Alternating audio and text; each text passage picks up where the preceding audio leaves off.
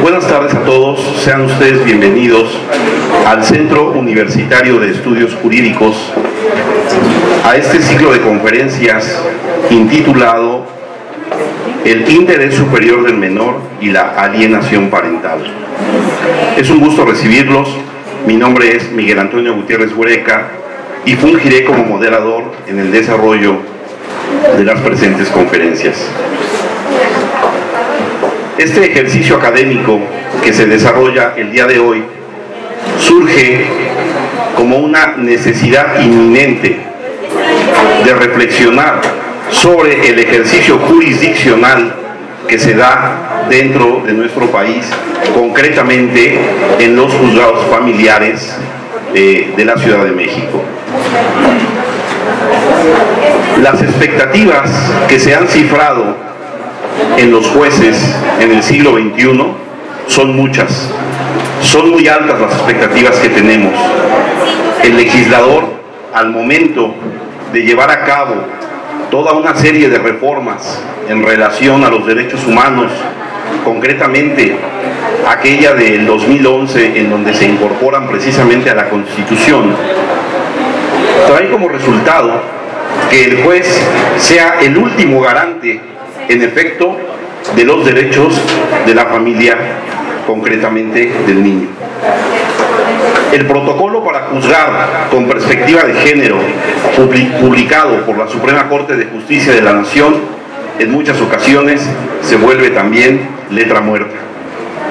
Estereotipar las resoluciones judiciales, estereotipar las normas por cuestiones de género o fomentar las categorías sospechosas dentro de lo que es todo un sistema judicial son situaciones de mucho riesgo y que nos comprometen a todos. Por esta y muchas razones es por las que nos encontramos el día de hoy aquí. La estructura de estas conferencias básicamente se encuentra organizada en dos bloques, dos temáticas. La primera de ellas, desde una óptica eminentemente jurídica.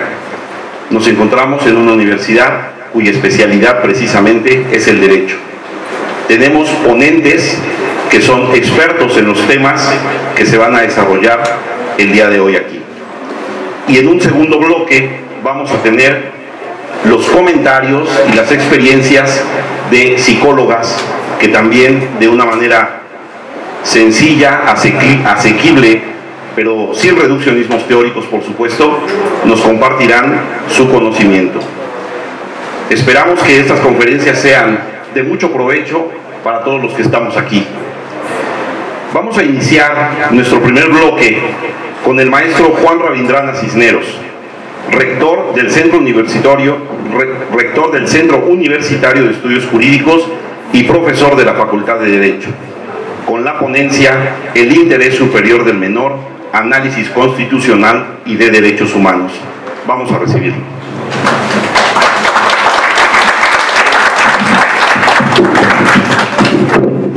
Doctor, está grandote, ¿verdad? ¿Cómo están? Muy buenas tardes. Muchas gracias por su atención, por venir a esta conferencia.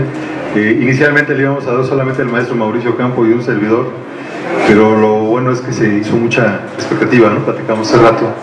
Y qué bueno que querían participar incluso compañeros que vienen del Estado de México, que agradezco mucho su presencia, del Instituto de la Juventud.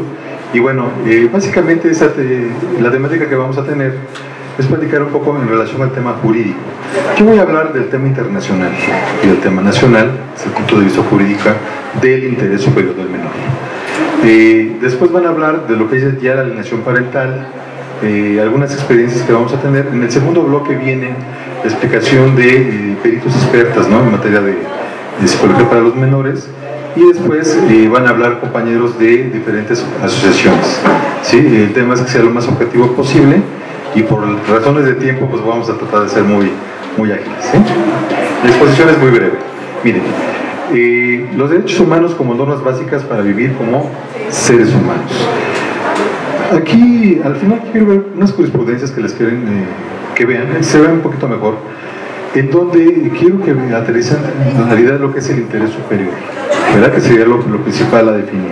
Miren, la UNICEF, que es el Fondo de Naciones Unidas para la Infancia, ha señalado que los derechos humanos son normas básicas necesarias para vivir como un ser humano, sin los cuales las personas no pueden sobrevivir ni desarrollarse con dignidad, es decir, son inherentes al ser humano, inalienables y universales. Un primer documento muy importante es la Declaración Universal de los Derechos Humanos de 1948. Sin hacer un análisis exhaustivo de derechos humanos, aquí se empieza a hablar de una manera muy importante de que todos los seres humanos, sean ricos y pobres, fuertes, débiles, niños, niñas, hombres y mujeres de todas las razas y religiones, deben ser tratados con igualdad.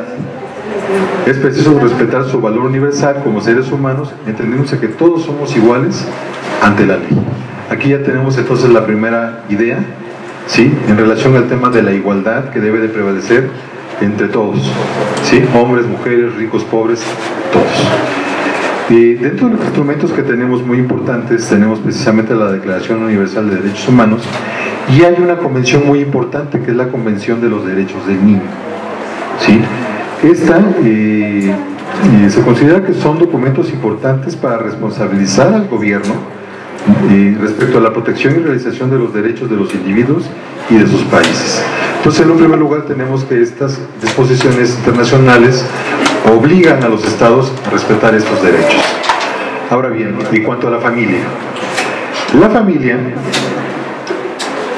tenemos el artículo 16, muy apenas. El artículo 16, numeral 3 de la Declaración Universal de los Derechos Humanos establece que la familia es el elemento natural y fundamental de la sociedad y tiene derecho a la protección de la sociedad y del Estado, no solamente del Estado, también de la sociedad. El artículo 17 de la Convención Americana sobre Derechos Humanos, en su artículo 17, habla de la protección a la familia y señala: la familia es el elemento natural y fundamental de la sociedad y debe ser protegida por la sociedad y el Estado, ¿sí? Entonces vemos que tanto en la Declaración Universal como en la Convención Americana sobre Derechos Humanos se habla precisamente de la familia.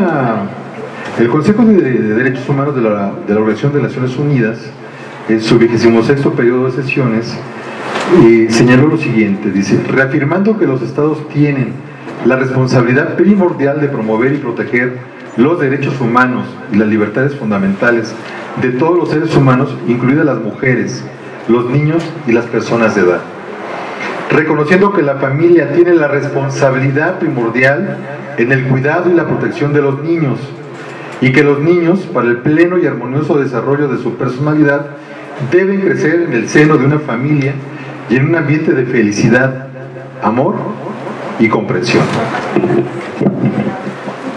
Convencido de que la familia, como grupo fundamental de la sociedad y medio natural para el crecimiento y el bienestar de todos sus miembros, y en particular de los niños, debe recibir la protección y asistencia necesaria para poder asumir plenamente su responsabilidad dentro de la comunidad. Entonces, ya el ambiente internacional nos da una figura de lo que debe de ser la familia. No voy a meter al tema de matrimonio porque, bueno, sabemos que esa figura está cambiando mucho, ¿no? Y dicen que en 20 años esto va a cambiar fundamentalmente. Ahora bien, el derecho de igualdad entre el hombre y la mujer. Miren ustedes, el artículo 16, apartado 1 de la Declaración Universal de Derechos Humanos señala: los hombres y las mujeres, a partir de la edad núbil, tienen derechos sin restricción alguna por motivos de raza, nacionalidad o religión, a casarse y fundar una familia, disfrutar de iguales derechos en cuanto al matrimonio, durante el matrimonio y aún en caso de disolución del matrimonio. Entonces estamos hablando de que debe existir una igualdad. La Convención Americana sobre los Derechos Humanos, sabemos que habla precisamente también de la igualdad y prohíbe la discriminación. En consonancia con lo anterior, recuerden ustedes que se modificó el artículo 1 de la Constitución Política y el 4, ¿sí?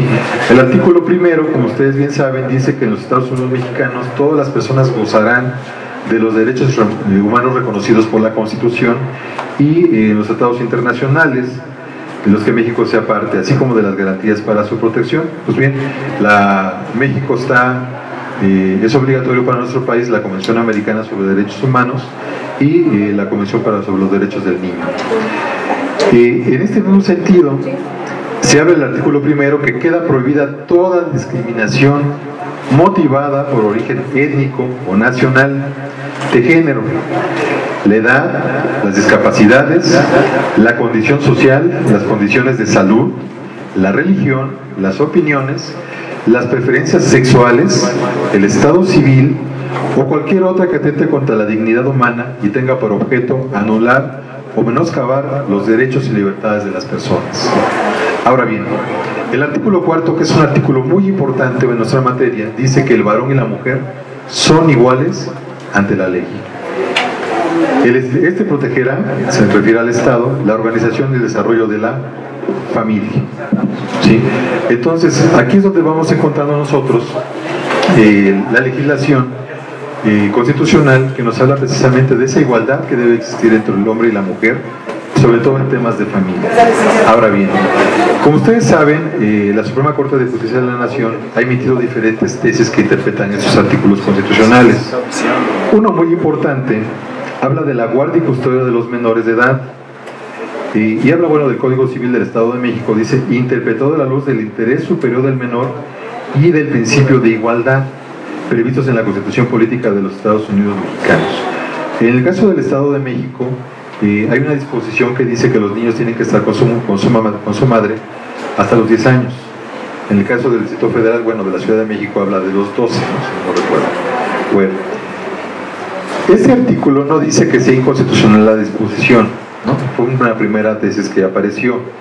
Dice, en esta lógica el legislador puede optar por otorgar preferencia a la madre en el momento de atribuir la guardia y custodia de un menor. Sin embargo, este tipo de normas no deben de ser interpretadas en clave de un estereotipo en el que la mujer resulta por per se la persona más preparada para tal tarea. Es innegable que en los primeros meses y años de vida, las previsiones de la naturaleza conllevan una identificación total del hijo con la madre. Efectivamente, cuando son chiquitos, ¿no? Cuando son bebés, piensan que la madre es el mismo. Ya después con la edad van cambiando. Y me voy a la parte medular. Dice, en esta lógica la determinación de la guardia y custodia a favor de la mujer está basada en la preservación del interés superior del menor, el cual, como ya señalamos, resulta el criterio proteccionista al que se debe de acudir. Ahora bien, como también señalan los expertos, pasado cierto tiempo, se opera un progresivo proceso de individualización del niño a través de la necesaria e insustituible presencia de ambos progenitores. El menor necesita tanto de su madre como de su padre, aunque de modo diferente, en función de la edad. Ambos progenitores deben hacer posible y propiciar la presencia efectiva de estas funciones simbólicas en el proceso de maduración personal de los hijos.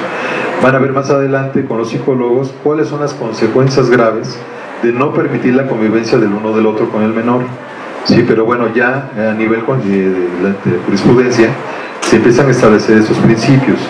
Hay una tesis más adelantada, que es el número de tesis 2.006.791 de la primera sala de la Suprema Corte de Justicia de la Nación, que señala guardia y custodia de los menores de edad. La decisión judicial relativa a su otorgamiento deberá atender a aquel escenario que resulte más benéfico para el menor.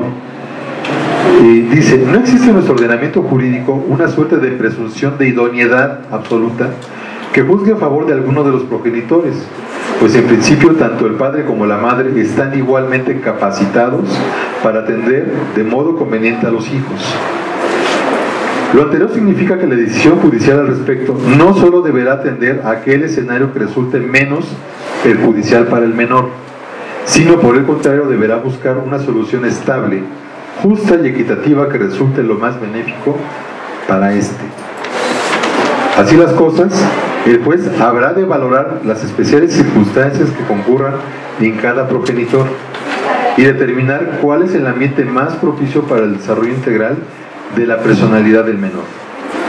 En conclusión, la tutela del interés preferente de los hijos exige siempre y en cualquier caso que se otorgue la guardia y custodia a aquel, en forma exclusiva o compartida, a favor del padre o de la madre, que se revele como la más benéfica para el menor. De lo que hasta ahorita vamos platicando, hemos visto que entonces hay una protección internacional, ¿verdad? Hay una obligación del Estado mexicano de proteger a la familia y a los menores. Hasta aquí lo que hemos visto en las jurisprudencias habla precisamente de que el juzgador debe de buscar el mejor escenario para el menor y atender a las cuestiones particulares, ¿verdad?, de la familia y de los progenitores, la edad del menor para poder tomar una decisión. Hasta aquí, bueno, sería la primera parte. Ahora bien, hablando ya de lleno del interés superior del menor, vamos a ver cuál es el marco pues, precisamente de la niñez dentro de este marco constitucional y de derechos humanos.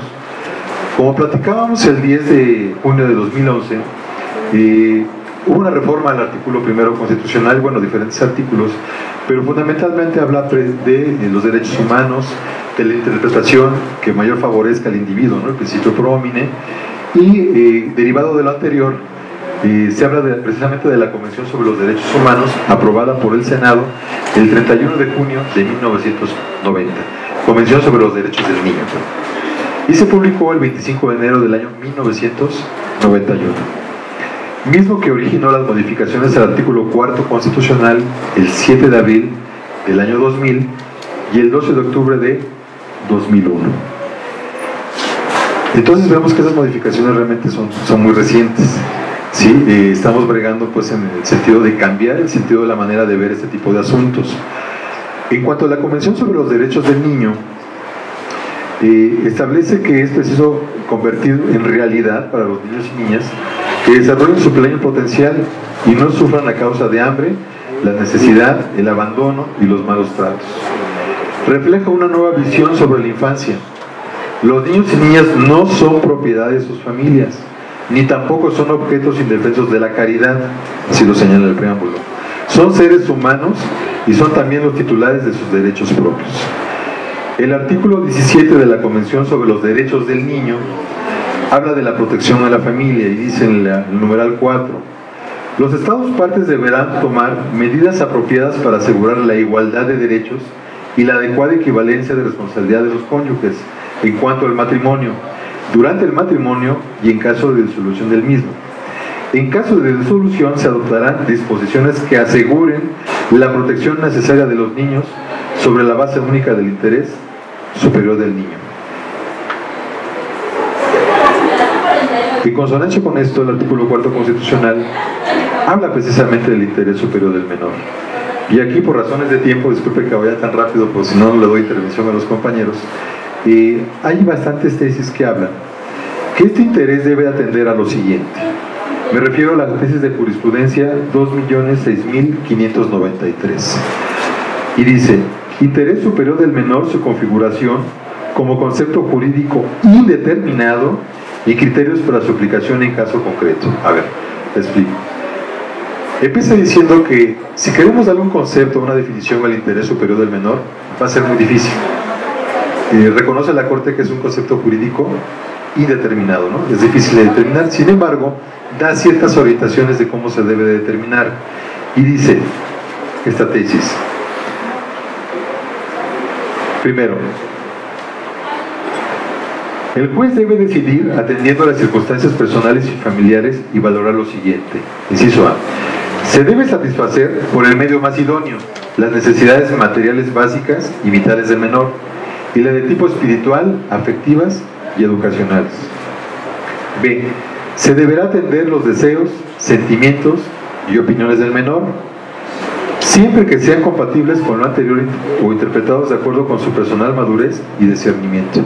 En la actualidad los jueces le toman mucha atención a lo que dice el menor. Casi para todo hacen una plática con el menor y asiste personal del DIF, el Ministerio Público, y le toman parecer al menor. Aquí desafortunadamente tenemos muchas desventajas. Tiene que ver primero que nada con la edad del niño.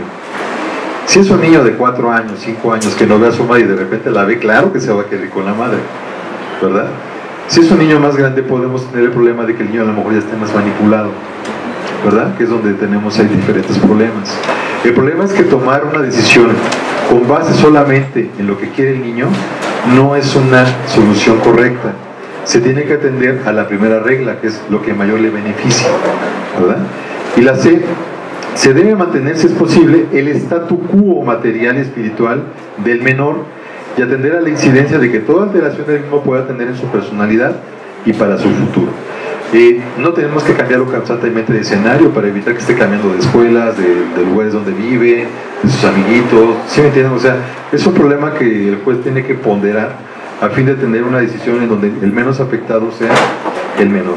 Y bueno, tenemos diferentes tesis, quisiera ser más amplio, pero solamente es importante también señalar que en la legislación nacional tenemos la Ley General de los Derechos de los Niños, Niñas y Adolescentes, que se publicó el 4 de diciembre de 2014, y su reglamento publicado el 2 de diciembre de 2015.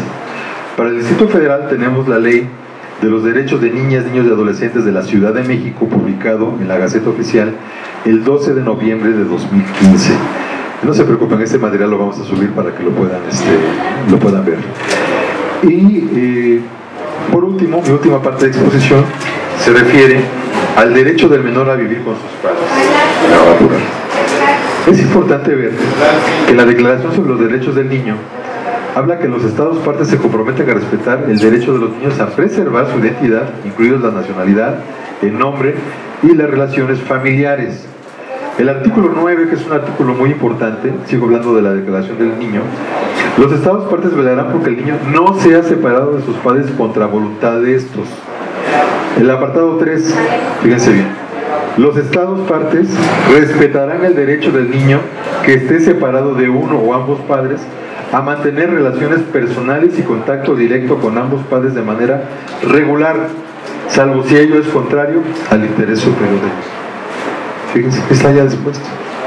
Entonces, ¿por qué los juzgados tardan por lo menos 6 meses en dictar un acuerdo de convivencias? No, está fallando. O sea, no me digan a mí que si es experto, no, está la convención. Es clarísimo. Hay varias tesis, solamente voy a, por razones de tiempo, a dedicarme a una que es muy importante. Fíjense bien, a ver si lo podemos aquí ver. Es la número de tesis 2.005.919.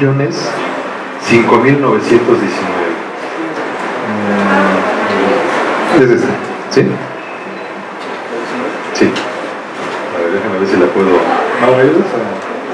Es esta. No, nada más a que se lo alcance a ver. Bueno, ahí vamos a ver. Dice, el principio de interés implica que los intereses de los niños deben protegerse con mayor intensidad, por lo que no es necesario que se genere un daño a los bienes o derechos de los niños para que se vean afectados, sino que basta con que estos se coloquen en una situación de riesgo. Aquí conviene hacer una precisión sobre el concepto de riesgo. Si este se entiende simplemente como una posibilidad de que un daño ocurra en el futuro, es evidente que la eventualidad de que un menor sufra una afectación estará siempre latente. Cualquier menor está en riesgo de sufrir una afectación, por muy improbable que sea. Me voy a la última parte. La situación de riesgo se actualiza cuando no se adopte aquella medida que resulte más beneficiosa para el niño, y no solo cuando se evite una situación perjudicial. Habrá que leerla bien, entenderla bien, para entender fundamentalmente a qué se refiere, ¿sí? Pero entonces tenemos la gran tarea de poder proteger a nuestros menores. Híjole, traigo más tesis, como digo, se los vamos a subir para que las puedan ver, pero no quiero invadir el tiempo aquí de los compañeros. Muchas gracias.